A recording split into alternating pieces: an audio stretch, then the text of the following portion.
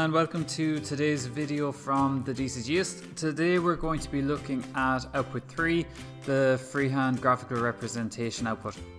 In particular, what we're going to be looking at is we're going to look at the examiner's marking scheme, we're going to look at the overall output 3 requirements, the output 3 specific requirements, the general output 3 sketching tips, and a sample output 3 layout. Now, as always, if you have any questions during the video, please leave a comment below and I'll answer them as soon as I can. Also, please, if you enjoy the video, press the subscribe button below so that you'll be the first to see any new videos that are put up on our channel. So as always, we'll start by looking at how the marks are allocated for this output. And the first thing to take note of is that this output is worth 20 marks.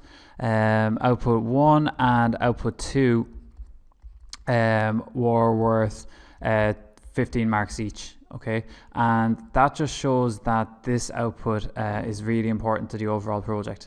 Overall, it's worth 12.5% of the 160 marks for the student assignment.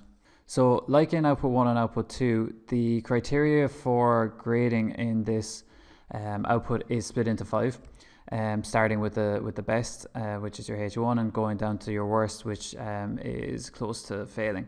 At the top of that, then, if we have just a look at the H1, what we have is we have all relevant criteria considered and excellent presentation, and that's worth 17 to 20 marks. So if we consider all of the relevant criteria, then you'll get 17 marks.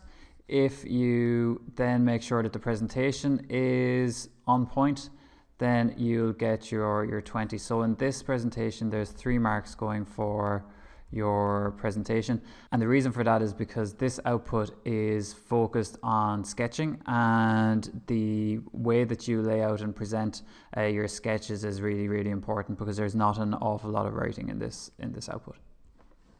So now let's take a closer look at the requirements for output 3, and the first one you'll see is that we need to have a freehand graphical representation, and that artifact must be in output 2. The reason it must be in output 2 is that the DCG student assignment should read like a story from beginning to end, and if an artifact comes up out of nowhere in this output, it'll just be very strange for the person that's reading it. Okay, so it needs to be in output 2 to get all of the marks for this output. It must also be the one that you're going to model on SOLIDWORKS. Okay, so it'll be in output 2, but you will also be modeling it in SOLIDWORKS. Then when it comes to the sketching, then we have 3 different criteria which need to be fulfilled.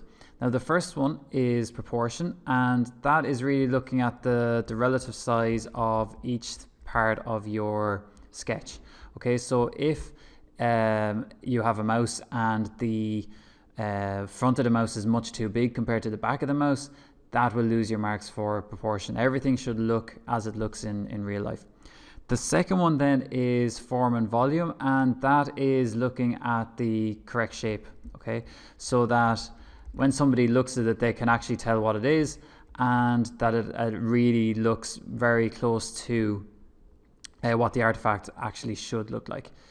So the third one then is the use of tone/line for effective rendering. So that has to do with how you shade in your sketch, how you color it, and if you're using hatching or lines for shading, that it's done effectively. And that's probably the most difficult part, but also the most important, because the better you're rendering, the more lifelike your sketch will look. The second requirement then is a detailed treatment of the main design features. Now what that really means is that you have to have more than just the 3D image. And the reason for that is in a 3D image, you'll only see one side of your artifact, and there's a lot more going on with an artifact. So what you want to show is you want to show different angles, you want to show any movement, you want to show any parts that might be in the artifact, so that if somebody was to look at just this page, they'd be able to tell how your artifact works, what it looks like, and how it's put together. Then the final one then is excellent layout and presentation. And again, like in all the other parts of the student assignment, that's really important because it is the first impression somebody gets of an output. And if it looks well and it's presented well in a lovely layout, then it'll just be that much easier to get all of your marks for that and for all of the rest of the assignment. So in terms of the marks then, for the first two, you get your 17 marks. And then for your third one, you have your 3 marks. Okay, and if you're really serious about getting your H1, this output needs to be very, very good because there's a lot of marks going for it in comparison to other outputs. So now we look at what needs to be in output 3. Each one of these are sketches and they need to be original sketches. The reason they need to be original sketches is that the output 3 is what's used to correct to mark your sketching ability. And having original sketches means that the person correcting it can see all of your pencil strokes, all of your shading. Whereas if you were to scan these, you might lose some of that definition.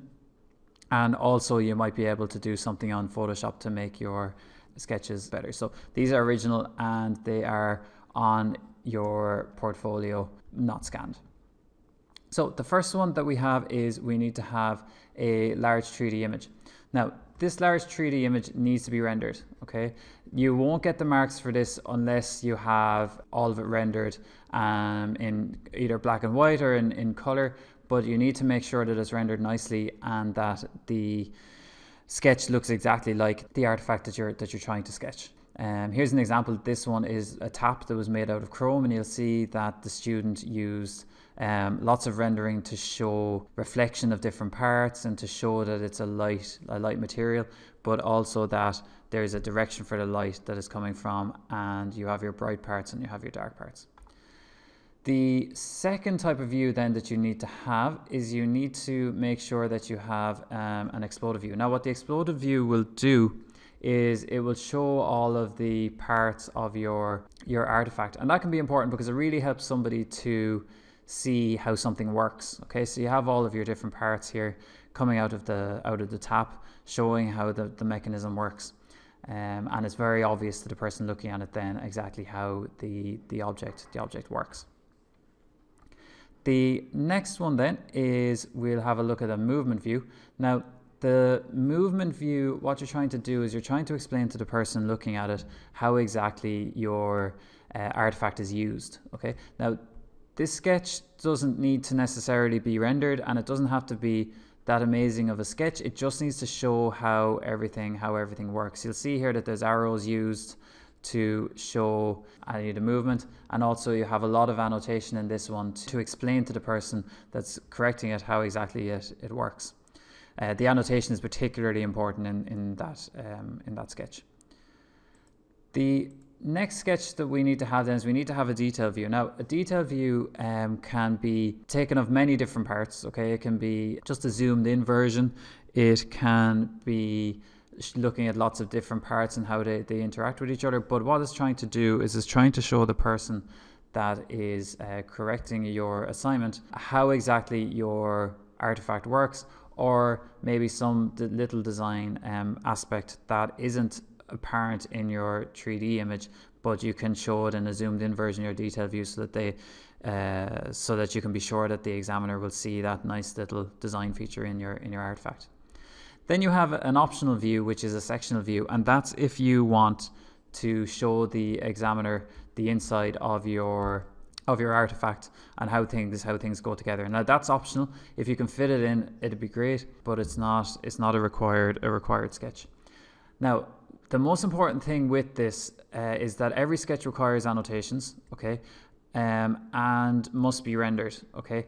Apart from your movement view, you don't necessarily need to render that if it means that a rendering will actually take away from how you explain it. The other thing then is that all of your sketches need to have a purpose. You're not just putting in a sketch just for the sake of putting in a sketch. You're putting in a sketch because you wanted to explain something. So every sketch you put in should be explaining something different.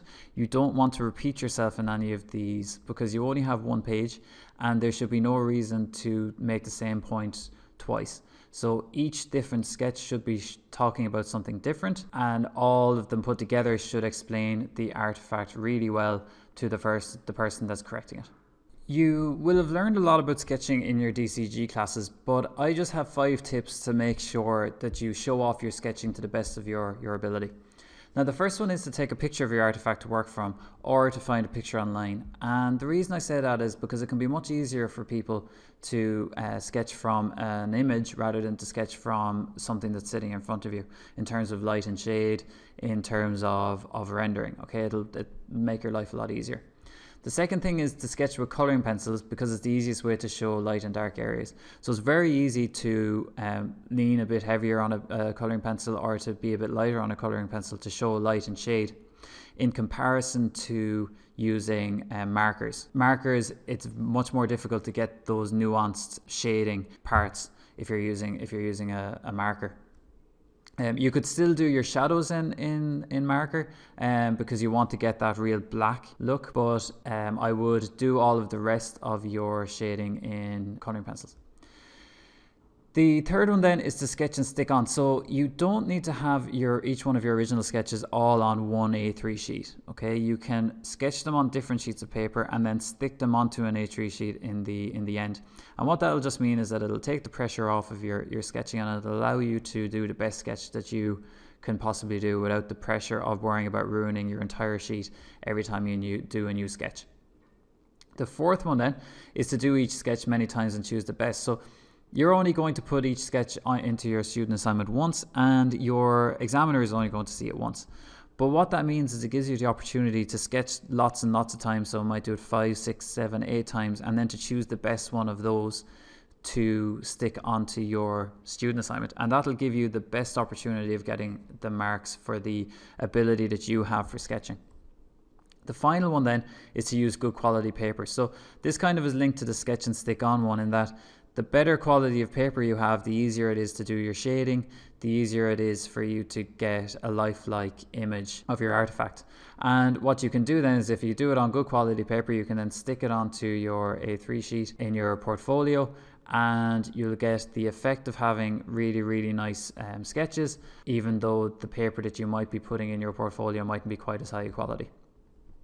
And the final one, which is kind of outside, but it's overarching of all of your sketches, is that the best sketch in the world is useless if it doesn't have a purpose. Okay, if your sketch isn't explaining something to somebody, or isn't helping somebody to understand your artifact better, then there's no point in putting it into this output. You need to have a purpose for each one of your sketches, and each one of your sketches is saying something different about your artifact to help somebody to understand it.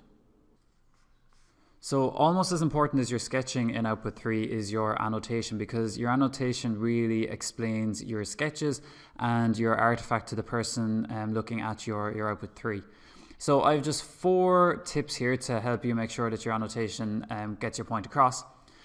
The first one is to make sure that they are clear and concise. So you don't need any extra words or sentences that aren't vital in your explanation. So if you can explain something in 1 sentence, then you don't want to put in 5 or 6 sentences just to feel like you have shown that you've done the work. If 1 sentence gets the point across, that's all you need.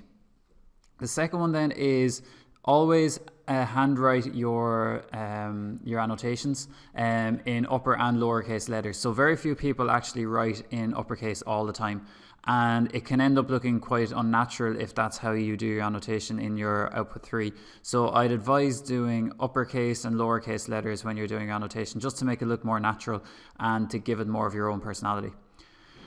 Then I would always use a black pen or marker, because it'll make the annotation really stand out and very clear to the person reading it. If you use pencil, you can get smudges, or you mightn't do it heavy enough, or the pencil may get blunt as you go through it, and it just makes it look less neat and tidy than if it is done with a black pen or a marker. Then your annotation should always be very close to the sketch. Now that's really important, because if you have annotations for a sketch very far away and with an arrow to it, it really messes up the look of your output, and you lose some marks for the layout. So make sure that it's close enough that you don't need to have an arrow going to your sketch to make it obvious to the person that it is that annotation that goes to that sketch. It should be close enough that that arrow isn't required.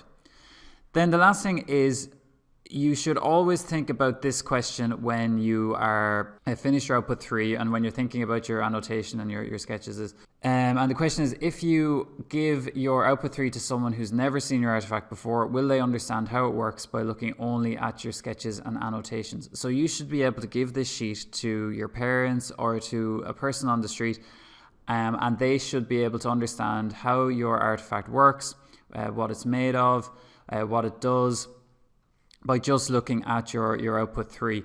And if you finish your output 3 and you don't think that you can answer that question, then you need to have a look back at your sketches and your annotation and see if you can add one in or take one away to get your point across better. Now, the final part of output 3 that I'm going to look at is how to lay it out. Now, this is just a suggestion for a layout. You could use any different layout that works for you, but just make sure that it's clear that when one sketch starts and another one ends, and make sure that your annotations are kept within the area of each one of your sketches, that you don't do annotation up on the top right hand corner for a sketch that's down in the bottom left and put an arrow to it. That just doesn't work. Okay, so keep your sketches and your annotations very close together for each one of your sketches. So the first and most important sketch that you're going to do in this output is the large 3D sketch. So make sure that you give that enough room, okay? It needs to be of the entire artifact and it needs to be rendered, okay? That will take up the bulk of your page because that is the most important sketch that you'll do here. The second one then that I've given the second most amount of space to is the exploded view. Now, the reason for that is because I feel as though the exploded view gives an awful lot of information about how your artifact works and how it's used. So giving that more space gives you the space to explain it even better. Okay. Then with that exploded view, you want to have it either partly or fully exploded. So you don't have to have all of the parts exploded. You could only have some of it exploded if you want to keep everything looking together, but you just want to explain one small part of the mechanisms. Then use arrows to show how the parts have been exploded. So every time a part moves, put a little arrow in to show where it came from. Okay, so they should all be in a line and you should have an arrow from each one going to the next one. Then we have a detail view. I put that beside the 3D sketch because the detail view will probably be of something that you might be able to see. So it could be a zoomed in part of the 3D sketch showing something in particular. So having it beside the 3D sketch means that it has a link and makes it seem more joined up and thought about if they're beside each other. The next one then is the movement view. And again, the movement view is quite similar to the exploded view. So that being close to the exploded view makes a difference in how you've thought about laying out your output 3. And again, use arrows here to show movement. So if you need to click a button, press an arrow down and right click. If you need to unscrew the top of a bottle, put arrows showing that you need to screw it off. Or if you have a torch, put an arrow showing that you have to flick a switch to put the light on, and then explain what that piece of movement does to your artifact. So if you click a button, you might put in your annotations then that when I click, that is making the mouse click on the screen. And the final one then is a sectional view. Now this one is an optional view. You could have an exploded view or a detail view or even another movement view in there if it shows off your artifact better, but I like to put in a sectional view because it shows, one, that you know what sectional views are, but also that you're able to sketch different types of things. So if you can sketch and you can show hatching and sketching, it just shows off more skill in sketching to the person that's correcting it. So just make sure if you use a sectional view that you put in your hatching. You can still render that view, but you'll have some hatching in any surfaces that have been cut. And as I say, this is just an example. If you want to lay it out in any other different way, please do. It should be personal. It should reflect how you feel about your artifact and what you feel are the important parts. But again, the large 3D sketch is what should be given the most amount of space on the page.